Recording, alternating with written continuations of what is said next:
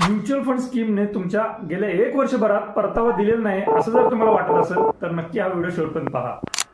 नमस्कार, मी भुजंगराव शेळके. गेल्या 1 वर्षभरापासून काही जणांच्या म्युच्युअल फंड स्कीमचे परतावा न दिल्यामुळं त्यांना असा प्रश्न पडतोय की अरे मी ही स्कीम कंटिन्यू ठेवायची का किंवा ह्यामध्ये बंद करून दुसरी चालू करायची का वगैरे वगैरे.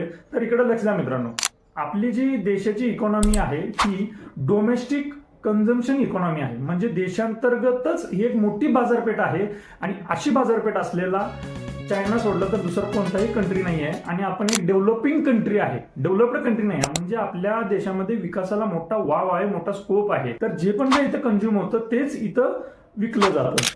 काही देशांमध्ये कसं असतंय की पर्यटनावरती काही देश अवलंबून असतात, काही जण नैसर्गिक साधन संपत्ती त्यांच्याकडे असते, तेच त्यांच्या उत्पन्नाचं साधन म्हणते. तसं आपल्या देशाची इकॉनॉमी ही डोमेस्टिक ड्रिव्हन इकॉनॉमी आहे. कारण तुम्ही आम्ही कमवतोय तर आपण खर्च करणारच. जगण्यासाठी सकाळी उठल्यापासून झोपेपर्यंत ज्या गोष्टी लागतात हे वापरणारच आहोत आपण. हा एक महत्वाचा पॉइंट आहे की जो आपल्याला ग्रोथ कडे घेऊन जाणार आहे.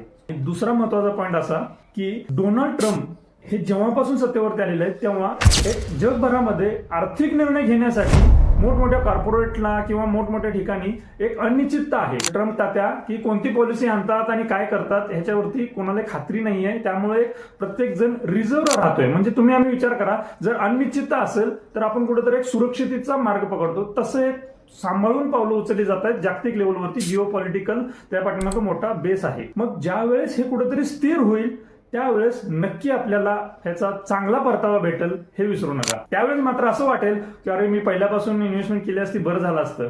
तसं वाटायला नको. म्हणून ही जर्नी कंटिन्यू ठेवा आणि तुम्हाला या रिलेटेड काय प्रश्न असतील तर नक्की प्रश्न विचारा. धन्यवाद.